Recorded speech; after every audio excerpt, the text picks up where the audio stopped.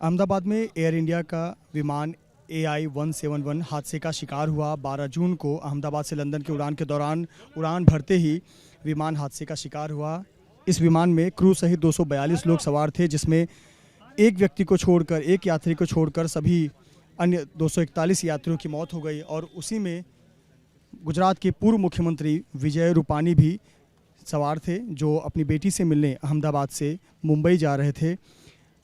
Ahmedabad airport पर जाने से पहले अपने कार्यकर्ताओं को उन्होंने कहा कि जल्द मुलाकात होगी, लेकिन वो मुलाकात रह गई। और अब जब कार्यकर्ता इस रूप में उन्हें देख रहे हैं तो उन्हें बेहद दुख हो रहा है।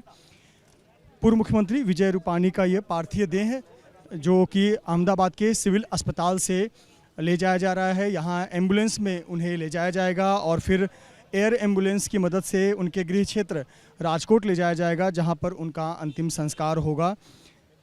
विजय रूपानी गुजरात के मुख्यमंत्री रहे। तमाम भारतीय जनता पार्टी के कार्यकर्ता के रूप में उन्होंने काम किया। गुजरात सरकार के अलग अलग मंत्री पदों के रूप में भी उन्होंने काम किया। 12 जून को अपनी बेटी से मिलने अहमदाबाद से लंदन जा रहे थे, तब विमान हादसे में उनकी मौत हो गई। और ये जो आप फूलों से सजी हुई एम्बुलेंस देख रहे हैं, इसी में गुजरात के पूर्व मुख्यमंत्री विजय रूपानी का पार्थिव शरीर रखा जाएगा।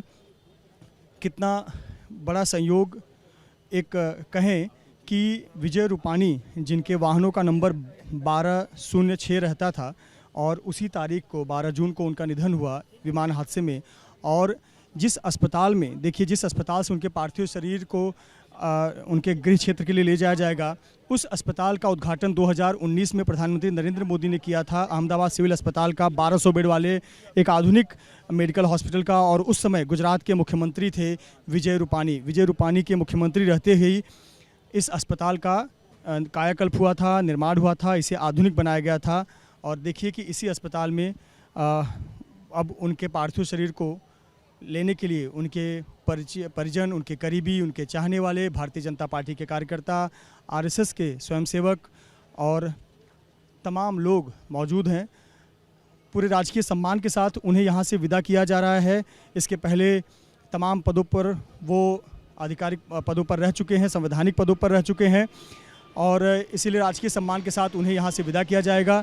आपको बता दें कि 2 अगस्त 1956 को म्यांमार में उनका तब का वर्मा नाम हुआ करता था उस पड़ोसी देश का, और वहाँ उनका जन्म हुआ था। लेकिन वहाँ पर जो राजनीतिक उथल पुथल थी, उसके बाद उनका परिवार भारत आ गया और बाद में गुजरात में आकर वो बसे। और राजकोट में ही उन्होंने धर्मेंद्र सिंह जी आर्ट्स कॉलेज से BA और फिर सौराष्ट्र विश्वविद्यालय से LLB की पढ़ाई की, और छात्र राजनीति की शुरुआत भी उसी दौर में शुरू की। अपने पढ़ाई के दौरान ही उनका झुकाव, जो जुड़ाव था, वो ABVP से रहा, और 1971 में वो RSS और जनसंघ में शामिल हुए। और जब 1976 में इमरजेंसी लगी, तो इमरजेंसी के दौरान वो 11 महीने जेल में भी थे, और उस दौरान का उन्होंने राजनीतिक परिपक्वता का एक परिचय दिया। उन्होंने भारतीय जनता पार्टी या RSS कार्यकर्ता के तौर पर अपना योगदान दिया। और 1987 के राजकोट नगर निगम में वो पार्षद बने, और फिर 1996-97 में वो राजकोट के मेयर बने। राजकोट के मेयर बनने के बाद उन्होंने ऐसे कार्य किए जो लोगों की नज़र में आया, पार्टी की नज़र में आया, और उनका कद बढ़ता चला गया। अगर हम उनके पार्टी में उनकी भूमिका की बात करें तो 1998 में वो भाजपा के महासचिव रहे। 2006 में गुजरात पर्यटन निगम के अध्यक्ष के रूप में उन्होंने काम किया। 2006 में ही उन्हें राज्यसभा चुनकर भेजा गया। 2006 से लेकर 2012 तक वो राज्यसभा के सांसद रहे। और फिर विधानसभा के जब चुनाव हुए, विधानसभा में वो 19 अक्टूबर 2014 को राजकोट पश्चिम से विधायक चुने गए, और आनंदीबेन, जो कि गुजरात के तत्कालीन मुख्यमंत्री थी, आनंदीबेन की सरकार में मंत्री बने। उनके जीवन के राजनीतिक करियर में सबसे बड़ा पड़ाव आया 7 अगस्त 2016 के दिन, जब उन्होंने मुख्यमंत्री की कुर्सी संभाली। और 7 अगस्त 2016 से लेकर 11 सितंबर 2021 तक वो गुजरात के मुख्यमंत्री रहे। गुजरात के 16वें मुख्यमंत्री के तौर पर उन्होंने काम किया। और अगर उनके मुख्यमंत्री रहते प्रमुख उपलब्धियों की बात करें तो सबसे पहले जो राजकोट शहर है, उनका गृह क्षेत्र, उसको औद्योगिक पर्यटन केंद्र के रूप में बनाया। राज्य में ईज़ ऑफ लिविंग सूचकांक में काफ़ी सुधार हुआ, और एक भावनात्मक नेतृत्व उनके कार्यकाल में देखने को मिला।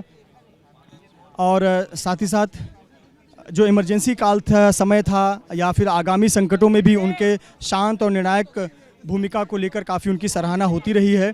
सितंबर 2021 में संगठन में बदलाव के चलते उन्होंने इस्तीफ़ा दिया और फिर भूपेंद्र सिंह पटेल गुजरात के मुख्यमंत्री बने। यदि हम उनके विजय भाई रूपानी के निजी जीवन की बात करें तो उनकी पत्नी जो है अंजनी रूपानी, वो बीजेपी महिला मोर्चा से जुड़ी रही। उनका एक बेटा है ऋषभ और एक बेटी है राधिका।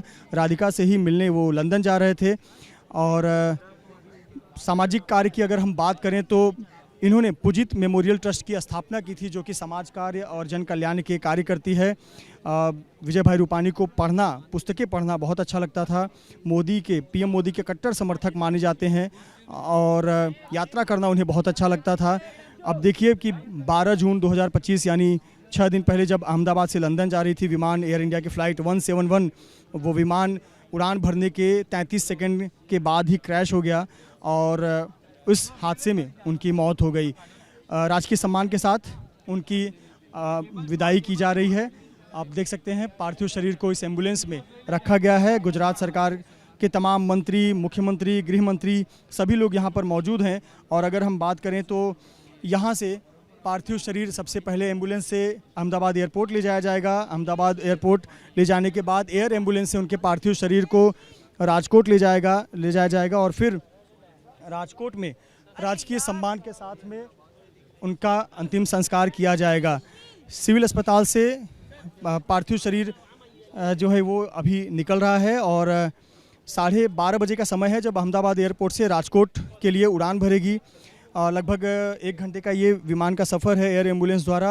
और फिर पार्थिव शरीर जब राजकोट एयरपोर्ट से एक ग्रीनलैंड चौक ले जाया जाएगा और फिर ग्रीनलैंड चौक से राजकोट के आवास पर ले जाया जाएगा। शाम को 4 बजे के बाद अंतिम दर्शन के लिए पार्थिव शरीर को रखा जाएगा और अंतिम दर्शन के बाद फिर राजकीय सम्मान के साथ अंतिम विदाई दी जाएगी। ये आप देख रहे हैं नम आँखों से लोग विदाई देते हुए। हर्ष सांघवी जो कि गुजरात सरकार में गृह मंत्री हैं वो आपको नज़र आएंगे। साथ ही साथ परिवार के सदस्य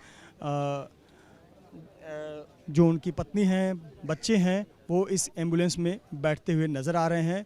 ऋषभ नज़र आ रहे हैं, ऋषभ रूपानी जो कि इस एम्बुलेंस में बैठते हुए नज़र आ रहे हैं और परिवार के जो करीबी सदस्य हैं वो आसपास इर्द गिर्द नज़र आ रहे हैं। एक कॉरिडोर तैयार किया गया है ताकि कहीं पर ट्रैफिक की समस्या ना हो और सीधे जो वाहन है, कॉन्वॉय है, वो अहमदाबाद एयरपोर्ट आसानी से दाखिल हो जाए।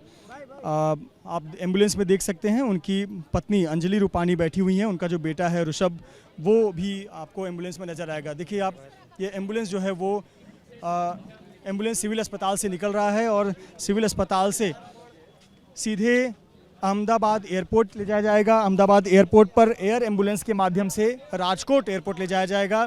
विजय रूपानी गुजरात के 16वें मुख्यमंत्री के रूप में उन्होंने कार्य किया था। राजकीय सम्मान के साथ उन्हें विदाई दी जा रही है और देखिए कॉन्वॉय तैयार है और एम्बुलेंस सहित जो काफिला है वो अब आगे निकल रहा है। दम आँखों से विजय रूपानी को यहाँ से विदा दिया गया। उनके गृह जिला राजकोट शहर में उन्हें ले जाया जाएगा। 4 बजे आम लोगों के लिए, उनके चाहने वालों के लिए, उनके करीबियों के लिए, रिश्तेदारों परिजनों के लिए अंतिम दर्शन के लिए पार्थिव शरीर रखा जाएगा और फिर उनका अंतिम संस्कार राजकोट में ही किया जाएगा। तो ये तस्वीरें आप देख रहे हैं अहमदाबाद सिविल अस्पताल की। अहमदाबाद सिविल अस्पताल का ये जो आधुनिक अस्पताल है 1200 बेड वाला, इसका उद्घाटन प्रधानमंत्री नरेंद्र मोदी ने 2019 में किया था और इस अस्पताल का जब उद्घाटन हुआ उस समय गुजरात के मुख्यमंत्री थे विजय भाई रूपानी। और आज देखिए इसी अस्पताल से पार्थिव शरीर एक एम्बुलेंस में जा रहा है और ले जाया जा रहा है और फिर यहाँ से अहमदाबाद एयरपोर्ट ले जाया जाएगा, जहाँ पर एयर एम्बुलेंस को पहले से ही तैयार किया गया है और एयर एम्बुलेंस की मदद से उन्हें राजकोट उनके पार्थिव शरीर को ले जाया जाएगा। आप देख सकते हैं प्रोटोकॉल के तहत जो पूरा कॉन्वॉय है वो तैयार है और उस कॉन्वॉय को एक रूट तैयार किया गया है ताकि जल्द से जल्द जो एम्बुलेंस है वो दाखिल हो जाए अहमदाबाद एयरपोर्ट परिसर में और ताकि एयर एम्बुलेंस से पार्थिव शरीर फिर राजकोट ले जाया जाए। नम आँखों से अहमदाबाद के लोगों ने गुजरात के 16वें मुख्यमंत्री रहे विजय भाई रूपानी को श्रद्धांजलि दी, याद किया और इस बात के लिए भी याद किया जाएगा कि विजय भाई रूपानी ने अपने पूरे जीवन में जन कल्याण के लिए, समाज कल्याण के लिए कार्य किया और लेकिन एक दुखद दुर्घटना में 12 जून को उनकी मौत हो गई।